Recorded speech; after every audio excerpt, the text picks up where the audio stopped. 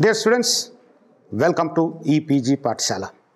I am Professor P. Bhaskar Reddy, Department of Ancient Indian History, Culture and Archaeology, Sri Venkateswara University, Tirupati, the principal investigator of the subject Indian culture. In the present module of the paper Outlines of Indian History, now we are going to discuss about the slave dynasty. The slave dynasty is the first dynasty in the history of Delhi Sultanate. It is known that the establishment of Delhi Sultanate marks a new beginning in the history of medieval India in all respects. The Delhi Sultanate and its dynasties played an important role, not only creating a new era, but also they brought so many changes in political, social, religious and cultural aspects of the age. Thus, the Delhi Sultanate is important in the study of Indian history and culture. The learning objectives of the present module are to know about the slave or Mamluk dynasty. In this module, we are going to learn about the establishment of the Delhi Sultanate, the slave dynasty, its important rulers, Qutbuddin Aibak, Iltutmish, Sultana Razia, Balban, the theory of Balban kingship and their role in Indian history and culture.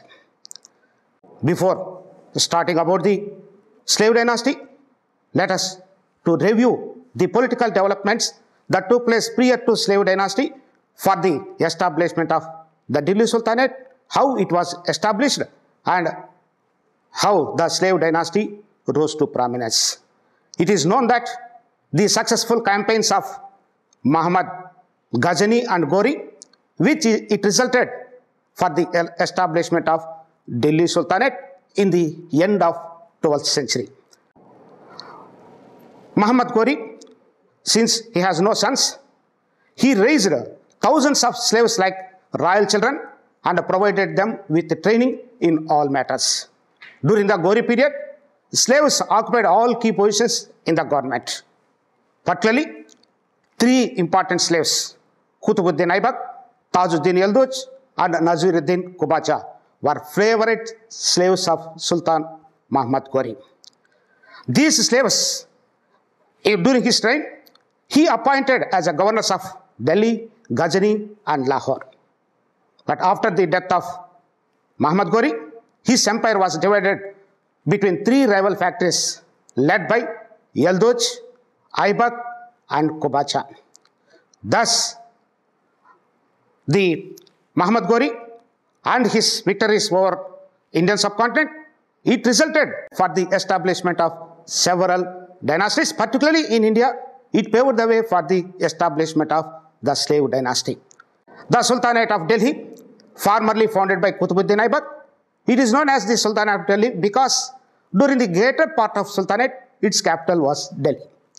The Sultanate of Delhi had 5 ruling dynasties, which begins from 1206 to 1526. In these 320 years, the slave dynasty ruled from 1206 to 1290, the Khilji dynasty 1290 to 1320, the Tughlaq dynasty 1320 to 1414, the Sayyid dynasty 1414 to 1451, and the last, the Lodi dynasty 1451 to 1526.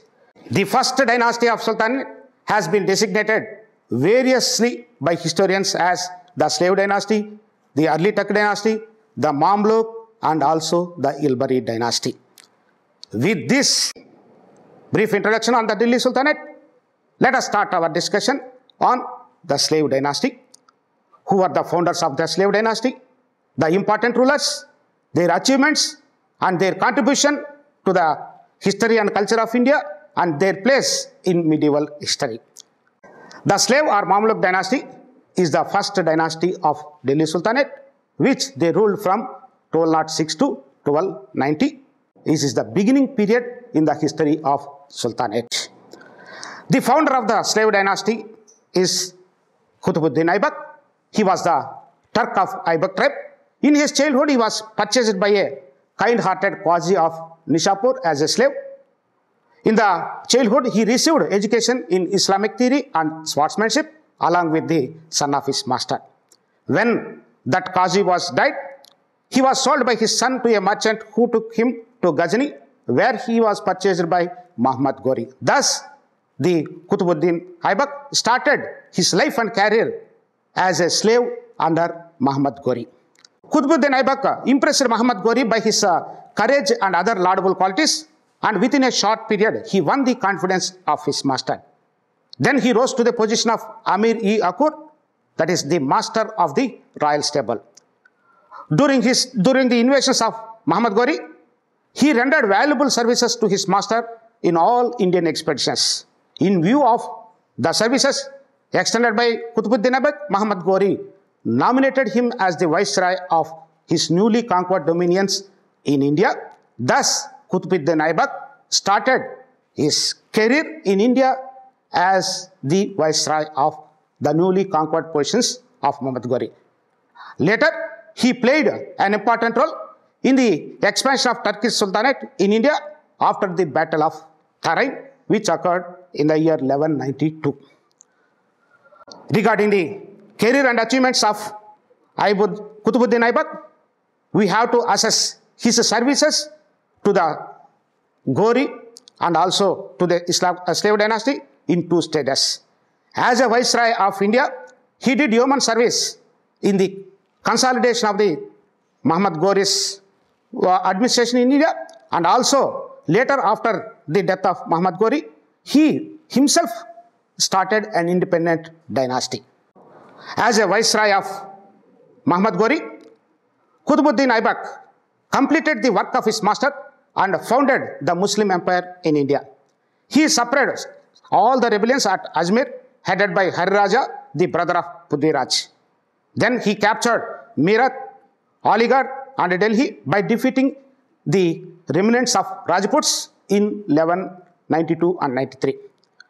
Qutbuddin Aibak also assisted Muhammad Ghori in the Battle of Chandwar against Jayachandra and occupied the principal political center of the North, Kannauj, and also the religious center, Benares. He also defeated the Sulakshanapala and occupied the fort of Gwalior. He also routed the confederacy headed by Bhima II and plundered the city of Anhilwad in the year 1196. He also besieged the fortress of Kalinjar, Mahoba and Badan. The important military achievement of the Qutbuddin Aibak was the conquest of Bengal and Bihar by his deputy Bakhtiyar Khilji in the year 1197.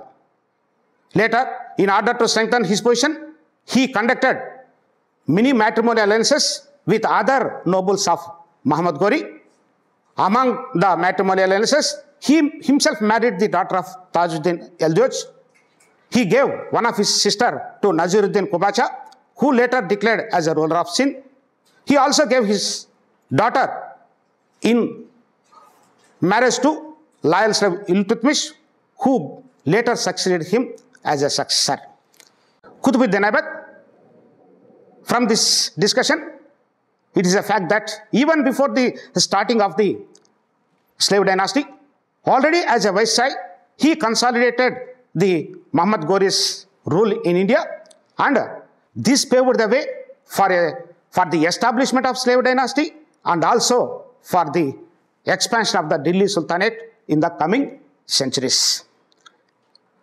Regarding the achievements of Qutbuddin Aibak as a sultan, he started the independent dynasty in the year 1206. In the 1206, he became independent after the death of Ghori with the title Sultan. He had to face many challenges from in and around the country at the beginning of his succession. The problem is the Tajuddin Eldoj, the another slave of Muhammad Ghori, who succeeded similarly at Ghazni. When he succeeded the throne at Delhi, there was a lot of opposition for the capture of Delhi. Particularly, the main contender is Tajuddin Eldoj. Tajuddin Eldoj, who claimed to rule over the Delhi as well with the rule of Ghazni. This, however, was not accepted by Aibak from this time. Thus, the Delhi Sultanate severed its links with Ghazni. They became the main contenders in the succeeding years. After putting an end to the attempts of Tajuddin Eldoj, Aibak started further expansion of his territories in India and consolidate his position. Particularly the Rajputs, though they were vanquished in northern India, even before Aibak's succession, they were eagerly waiting for possible recovery. So in that recovery, in this phase of difficulties, Aibak consolidated his Indian conquest by adding some more victories to his credit. Among the important victories of Qutbuddin Aibak, he successfully established the supremacy over the Turkish nobles of Bengal by following a policy of war and diplomacy. That is the important policy which Aibak followed to consolidate his authority in India. Another important achievement of the Qutbuddin Aibak is the suppression of Bengal revolt. It is known that when he succeeded the throne, there were revolts in the succession of the throne at Bengal. One of their contenders, Ali Mardan Khan, the ruler of Bengal, he sought assistance from Qutbuddin Aibak. Thus, he decided to extend his support to suppress the Bengal revolt. He followed a twin policies, both war and diplomacy. In that war, he successfully defeated the Bengal rulers and installed Ali Mardan Khan, the ruler of Bengal, as his governor, and he agreed to pay annual reports. In another campaign, Qutbuddin Aibak successfully defeated Eldoj and occupied Ghazni for some time. This victory was short-lived. Later, he was driven out by Eldoj. However, he had left his tasks unfinished because he ruled the Sultanate only 4 years. Within a short period, Aibak successfully established the Saif dynasty and also consolidated his position and suppressed his revolts. But unfortunately, after ruling 4 years, Qutbuddin Aibak died of injuries in a fall from his horse while playing Chogan, that is polo, in the year 1210. Thus, the Qutbuddin lost his life abruptly. However, Qutbuddin Aibak established his own name and fame in the history of India and its culture. Qutbuddin Aibak and his place in Indian history, it is a rememberable one. Among the contributions of Qutbuddin Aibak, he has the credit of establishing Turkish rule in India. He rose to high position from the life of a slave. As a ruler, he possessed all qualities of loyalty, generosity, courage, and sense of justice. Because of that, he earned the title of Lakh Baksh because of the distribution of money to welfare programs and other poorer sections. Qutbuddin Aibak not only showed interest in the political as well as the administrative matters, he was also a great builder. He constructed 2 mosques, one at Delhi known as Quwat-ul-Islam and other at Ajmer, Adai-Din Ka Janpura. He also laid the foundation of Qutub Minar after the name of the famous Sufi saint Khwaja Qutbuddin Bakhtiyar Kaki. Have a look at the mosques which were constructed by Aibak at Delhi and Ajmer.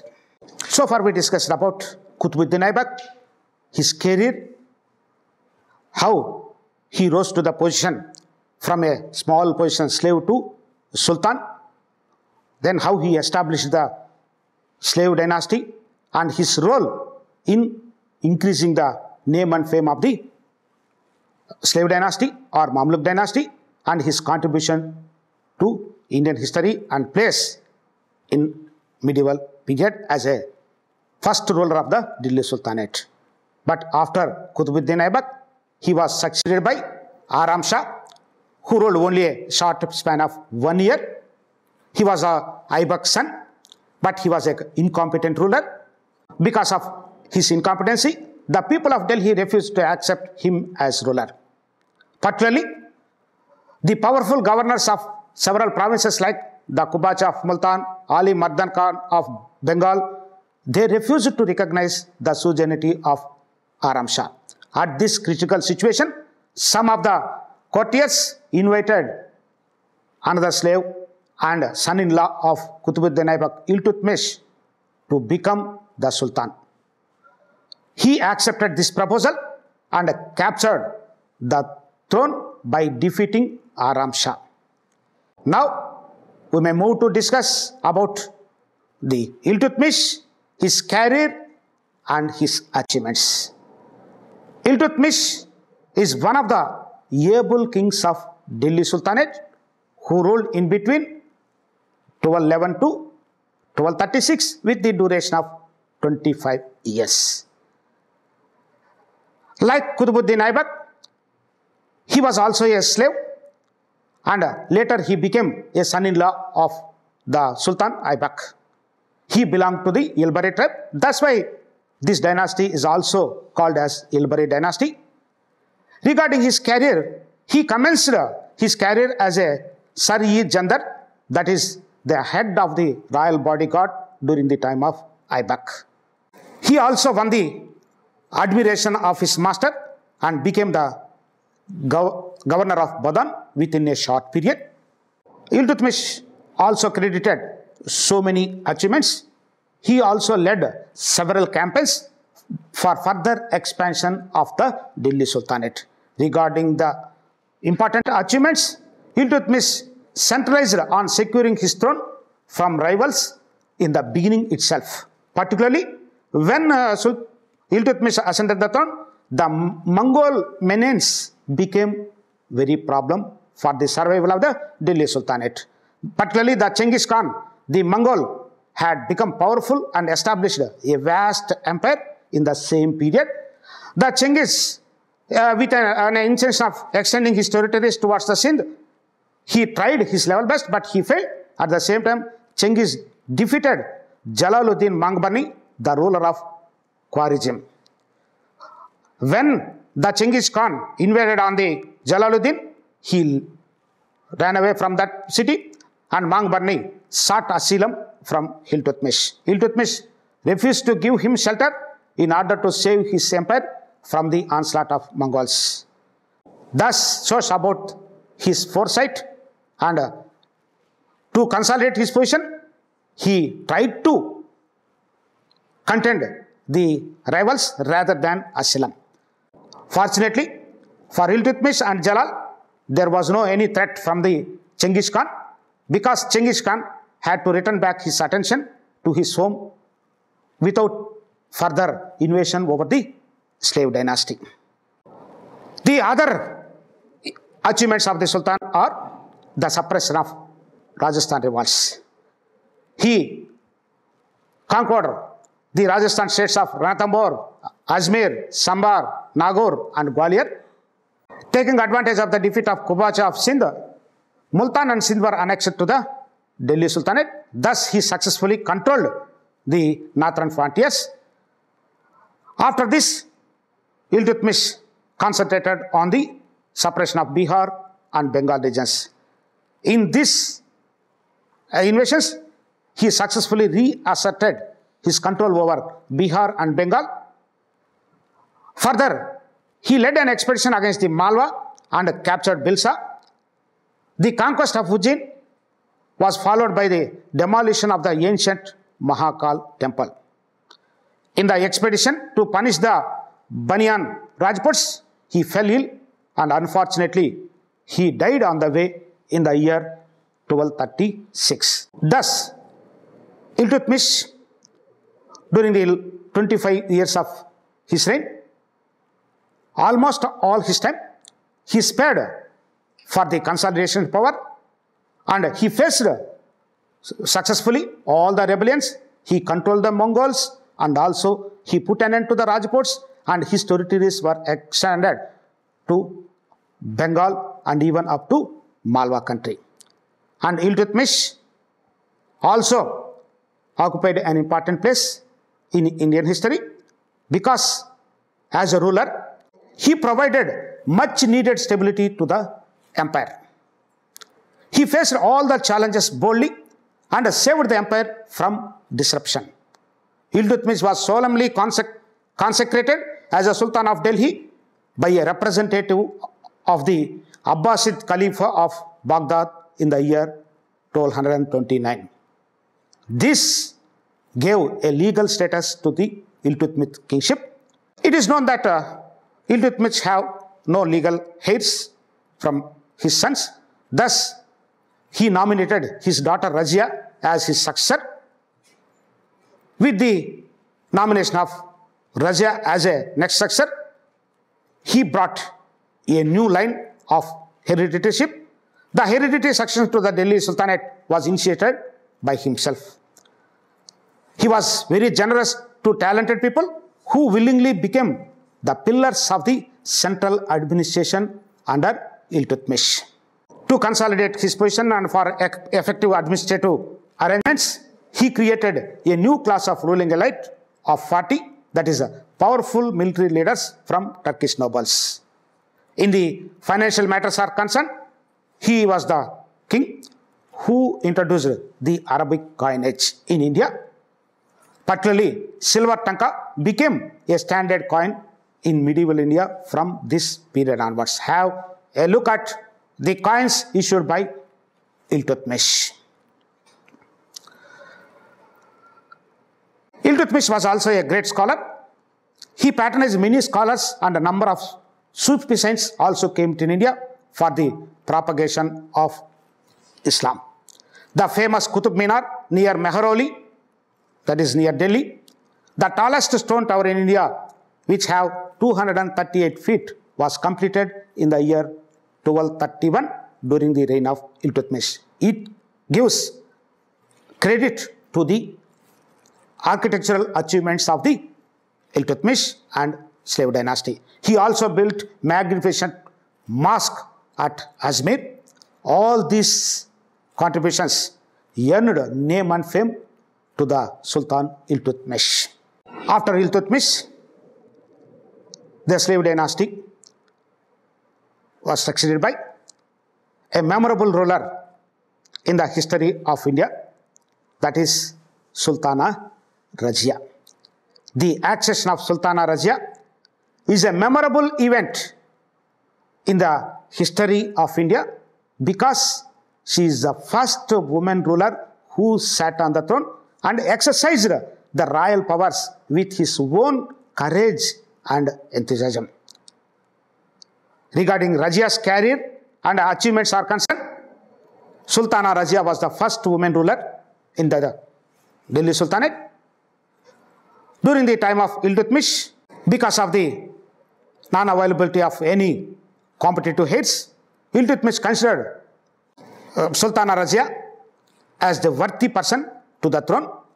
Thus, he nominated his daughter Razia as the successor, even though it is against the traditions of Islam. Though Iltutmish nominated Sultana Razia as a successor, but she faced several problems for the access of the throne. The reason is the Qazi of Delhi and the Nazir made Ruknuddin Firoz Shah, the eldest son of Iltutmish, as the Sultan. But he was a weak, competent, and indulged in pleasure of life. Hence, his mother, Shah Turkan, assumed all powers by keeping his son as aside. There was a rivalry among the nobles for capturing the throne also. In these circumstances, Razia defeated her brother with the support of the people of Delhi and ascended the throne in the year 1236. So that Razia, in the beginning itself, she proved her talent to succeed the throne. Though her reign was just for 3 years, Her bravery, her struggle, and her undaunted spirit has been preserved in the treasures of history. Particularly when she became the Sultan, the governors of Multan, Badan, Hansi, and Lahore revolted against her. Wazir Junaidi and many other nobles also refused to reconcile themselves to have a woman as the ruler. Besides the above, the most formidable enemy for her rule was the famous Fati, also known as Chahalgani, which was created during the time of Iltutmish. It marked the beginning of a struggle for power between the monarch and the Turkish chiefs, sometimes called as Chahalgani. Regarding the achievements of Sultana Razia, the nobles wanted to install a puppet on the throne whom they could control over the Sultan, but Razia was not prepared to play their game. She discarded the female apparel and started holding court with her face unveiled. She even hunted and led the army in war. The Wazir Nizamul Mulk Junaidi, who had opposed her elevation to the throne, was defeated and forced to flee. He also sent an expedition against Ranthambore to control the Rajput state. She also established law and order in the length and breadth of her kingdom. Sultana Razia, to consolidate her position, she attempted many administrative reforms and he tried to appoint the loyal nobles for strengthening his power.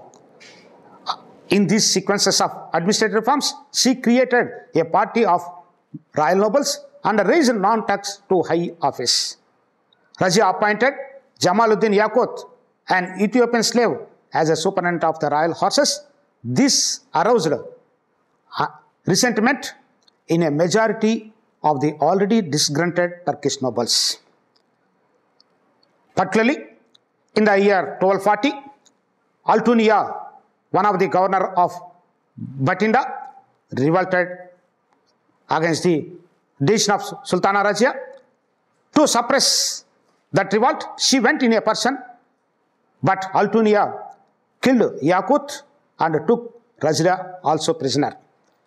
Taking advantage of this confusion, Bahram, the another son of Iltutmish, was put on the throne by the powerful Turkish nobles.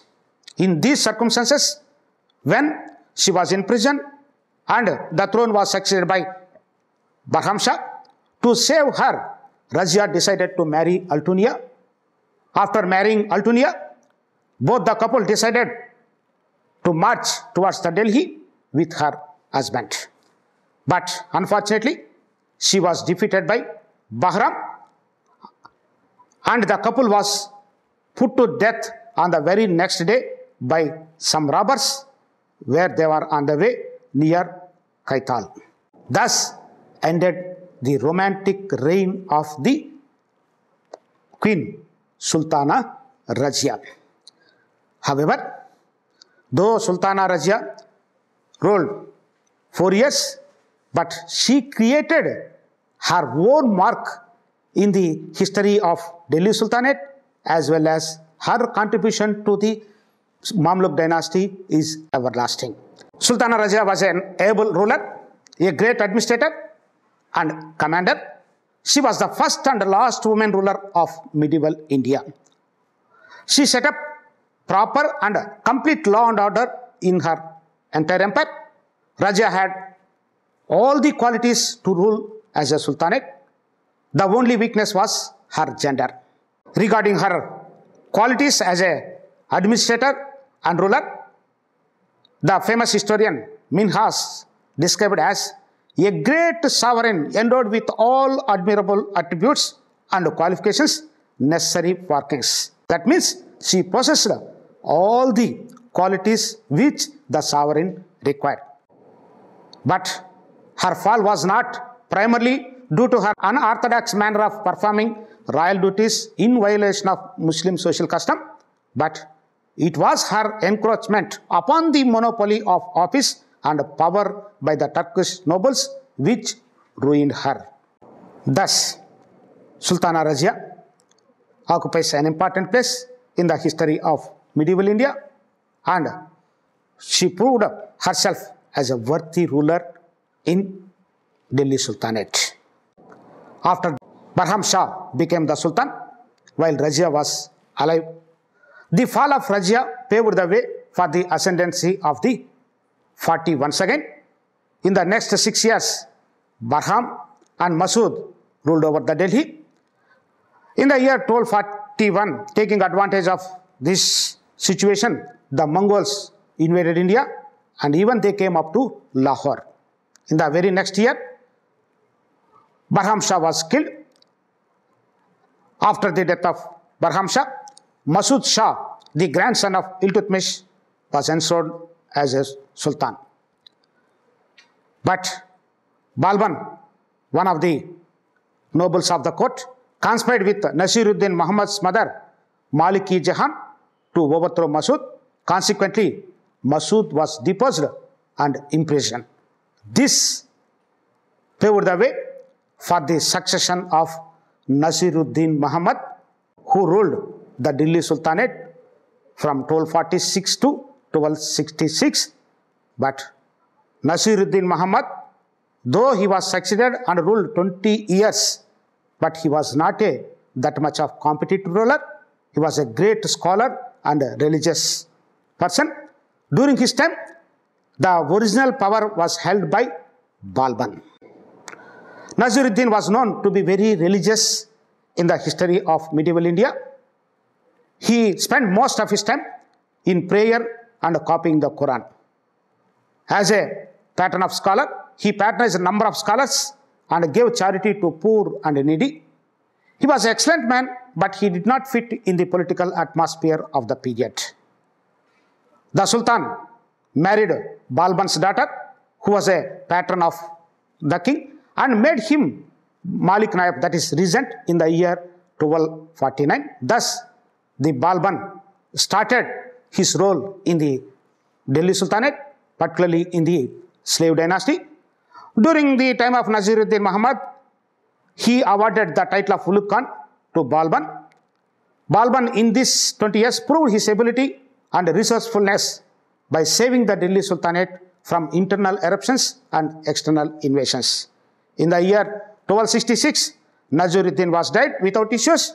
That's the end of the line of Iltutmish and the starting point of the glorious reign of Balban. From this discussion, it is a known fact that after the death of Iltutmish, for nearly 3 decades, the Mamluk dynasty was in declining stage. And though it was in decline and the throne was succeeded by incompetent rulers, but due to the efforts of Balban, it was in surviving stage. After the death of Nasiruddin Shah, Balban ascended the throne. The succession of the Balban, it paved the way for the reaching glory of the Delhi Sultanate in all matters. Now, we may turn our discussion to highlight the career and achievements of Balban and his contribution to Delhi Sultanate. Bahabuddin was the original name of the Balban. When he was young, he was captured by Mongols and carried to Ghazni and sold to Khwaja Jamaluddin of Basra. Later, he brought him to Delhi in the year 1232, along with the other slaves who were all purchased by the Sultan Iltutmish. After the purchase of Sultan Iltutmish, Balban was originally appointed as the Sultan's personal attendant in the initial stages. By his merit, he became an important person and joined as a member of the Fati. Under Razia reign, he became a chief huntsman and obtained Rewari in Punjab as a Jagir during the time of Bahram. He was also instrumental in placing Nasiruddin on the throne. Later, he became minister and deputy of Nasiruddin. Thus, the early life of career, it gives an impression that Balban was an experienced person in the Delhi Sultanate who rose to the position of the Sultan from beginning stage as a slave, and he played for nearly 20 years in consolidating the Delhi Sultanate as a regent during the time of Naseeruddin Shah. Thus, Balban started his career as a sovereign in 1266 and continued up to 1287. It is an important phase in the history of Mamluk dynasty. When the Balban ascended the throne, there were several problems for the Delhi Sultanates which Balban have to overcome. Among the problems which was surmounted at the beginning of Balban, during the 30 years followed by Iltutmish, the affairs of the state had fallen into confusion. The treasury of the Delhi Sultanate had become almost empty. The 40 Turkish nobles became selfish and they became a source of menace. Regarding the political situation in the northwest, the Delhi Sultanate was exposed to the menace of the recurring Mongol raids continuously from the inception of the Mamluk dynasty. The powerful Hindu states in Rajputana and central India, though they were suppressed several times, again they had increased their military powers. Regarding the political conditions of the Balban's accession, in short, Bharani writes thus: the country had fallen into a wretched condition. It was under this background and circumstances, Balban, by his policy of blood and iron, got rid of all these problems. Balban, who had experienced all these problems and who involved in the administrative matters of the Delhi Sultanate for the last 20 years, he started his career with the reforms in various administrative matters. Particularly, to overcome all these problems, the important achievement which he attempted is the creation of strong army. He realized that a strong army was essential requisite for the stability of the Delhi Sultanate. So he set himself to the task of reorganizing the military administration. The military department was separated from the rest of the civil departments and it was placed under the control of the army minister Arij-e-Mumalik.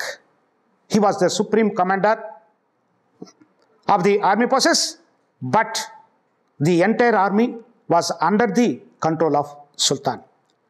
So the personal interest taken by the Sultan and the vigilance of the central government and efficiency, the tone of feudal contingents was considerably improved to make early challenges of the forthcoming. After reorganizing the army, Balban started the invasions to control all the situation and also to expand further the Delhi Sultanate. In the initial stages, Balban concentrating towards restoring law and order situation in the Delhi and Doab regions, because it was one of the famous military campaigns of Balban, which it was against Mayo or Mio, the people of Mewat who used to plunder the people of Delhi. The constant raids of Mewas into Delhi had made the people's lives very miserable. To deal these elements, Balban adopted a policy of blood and iron. The robberies were mercilessly pursued and even put to death. To control these type of rebellions permanently, he established military posts manned by Afghans. He established these military posts in those regions and the soldiers were given tax-free lands. The villages belonging to these rebels in the Doab region were destroyed and the peasants were encouraged to settle down to a peaceful life. Because of his efforts, the roads became safe for travel and trade. The agriculture was improved. It leads to the further urbanization of the Delhi and Doab regions. This enabled the revenue officials to collect the revenue regularly from the peasants, and thereby the financial position of the state was increased considerably. Balban thus successfully restored the law and order situation in the Delhi and Doab regions, and he re-established his control all the regions, and it helped for the collection of revenues and for the prosperity of the state. After this, Balban attempted to suppress the 40 nobles who are a permanent persons creating troubles from the inception up to the Balban. It is a known fact that Balban was also one of the famous party, and he know very well the havoc played and the power yielded by them since the beginning. Thus, he decided to destroy the 40. He spared only the obedient nobles and eliminated all other by fair and foul means. In pursuance of his policy of curbing the power of nobles, Balban tried to regulate the tenure of the lands in the Doab enjoyed by them. He decided to destroy the power of the Shami nobles also, who became the greatest hurdle to improve his strength and solidarity. He followed a slow and steady policy to undermine their political status and military power, particularly on Shami nobles. He sent them out of the capital and assigned some risky and difficult tasks. They were promoted as provincial governors in the northwestern frontier province and also entrusted the duty of checking the Mongol menace. And he also frequently transferred these provincial governors from one place to another place to prevent to check their overwhelming growth and also for their rivalries. Balban also adopted stern and severe attitude towards the Shami nobles. Thus, he successfully destroyed the 40 and also Shami nobles, and he strengthened his position in all the way. To continue further and to suppress these type of revolts permanently, he was the person who started a spy system or espionage to get the required information from time to time. Balban created an excellent espionage system during his reign. A large number of news writers and spies were posted. They were given high salaries and were kept under the direct control of Sultan. They were meticulously watched the activities of the nobles, ministers, and members of the royal family. They were punished very severely if they failed to submit correct and prompt reports to the Sultan about the nefarious activities of the nobility. Thus, the Balban not only suppressed the 40, and at the same time with the introduction of the spy system, every information which is going in the entire empire, it was reached Delhi to control and to establish a systematic power over the entire empire. After the completion of these tasks, Balban attempted another revolt, that is suppression of Bengal revolt. The most serious of all the rebellions was Bengal rebellion, which was occurred during the reign of Balban. It was already several times it was suppressed. However, during his time, Tughril Khan, one of the trusted slaves of Balban, whom he made governor of Bengal and gave him a rude shock by rebelling. He assumed the title of Sultan and also stuck coins on his name. It gave a jolt to the sovereignty of the Balban. Thus, the Balban decided to make a big invasion and to suppress the Bengal revolt. In the initial stages, Balban sent 2 expeditions to suppress the Tughril, but it was ended as a failure. After 2 expeditions, Balban himself conducted the 3rd campaign personally with the help of a huge army. In this expedition, the Tughril Khan was ultimately captured by Balban army and occupied Bengal. After that, Balban appointed his second son, Bughra Khan, as the governor of Bengal. Thus, the Bengal became a part and parcel of the Delhi Sultanate once again under the leadership of Balban. Another important political achievement of the Balban is Mongol menace and his relation with the Mongols. Mongol menace became very active during the time of Balban. The Mongols attacked several times on the Delhi Sultanate in the year 1271, 1279, 1285 and 1286. The Mongol attacks were successfully repelled in all the times. Unfortunately, in these attacks, the Prince Muhammad, the son of Balban, was killed in an encounter. It was a mortal blow to the Balban. After this incident, Balban did not live long after the death of his son, and he died in the year 1287. Thus, Balban, during his career of 20 years, he successfully restored the law and order situation in Delhi, suppressed the nobles' party. He also suppressed the Mongol menace. He improved the financial position of the state and also set up an efficient administration for the Delhi Sultanates. Now, we may turn to discuss about the Balban theory of kingship and the silent features of it. Balban's theory of kingship was the theory of divine right of kings. He styled himself as the shadow of God and the vice regent of the God on earth. Balban constantly sought to increase the prestige and power of the monarchy. For this, he cast a halo of superiority around the monarchy. Balban tried to strengthen his claim to the throne by declaring that he was the descendant of the legendary Iranian king Afrasiab. In order to prove his claim to noble blood, Balban stood forth as the champion of the Turkish nobility. While claiming to act as a champion of Turkish nobility, Balban was not prepared to share power with anyone, not even with members of his own family. This visually meant exclusion of the Indian Muslims from all positions of power and authority. He took every keen interest in improving his military strength and thereby introduced the element of militarism in his polity. In order to win the confidence of the public, he administered justice with impartiality. Balban maintained a dazzling darbar to increase the prestige and power of the Sultan. In this attempt, Balban introduced rigorous court discipline. He refused to laugh and joke in the court and even gave away drinking wine so that no one may see him in a non-serious mode. Wherever he went, he was surrounded by a large force of bodyguards with drawn swords.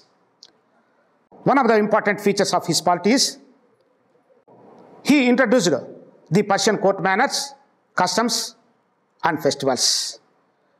Particularly, he introduced Sijda, that is the prostration, Paibos, that is the kissing the feet of Sultan in the court, as the normal form of salutation to the Sultan. He introduced the Persian festival of Nowruz to impress the nobles and subjects with his wealth and power. These and many other ceremonies, which he copies from Iranian in origin and were considered as un-Islamic. Balban was undoubtedly one of the main architects of Sultanate of Delhi, particularly of its form of government and institutions. He became a trendsetter in his theory of kingship. Besides, as a great administrator, he always loved for promotion of language and literature. His court was adorned by several poets of Arabic and Persian. Among them, Amir Khusru and Amir Hussain were the great literary figures that followed him. It is said that he took delight in dining with the company of learned and pious men and held converse with them on subjects of law and religion. Thus, Balban proved himself as a great ruler of the Delhi Sultanate. He not only showed interest in the political matters, he created a new trend in the polity of Delhi Sultanate, which it became a source for the next sultans. Particularly, the same system was followed by later Khiljis, Tughlaqs and Mughals with some innovations. Now, we may turn our discussion to the declining of the Mamluk dynasty and how the Mamluk or slave dynasty was declined. When Balban found that his end was fast approaching, he called his son Bughra Khan to stay with him, but he was afraid of the stern nature of his father that he slipped from Bengal. Then Balban proclaimed his grandson Kaikubad as his successor and died in the year 1287. Kaikubad, the last ruler of the Mamluk dynasty, sank into debauchery and was unable to give up his dissipated lifestyle. He was soon struck with paralysis and was finally killed in a pitiable manner by the Khilji Maliks. Thus, the Ilbari rule or Mamluk dynasty came to an end. After this discussion on the Delhi Sultanate, particularly the Mamluk dynasty, I hope you may understood how the Delhi Sultanate was established in the beginnings of the 13th century.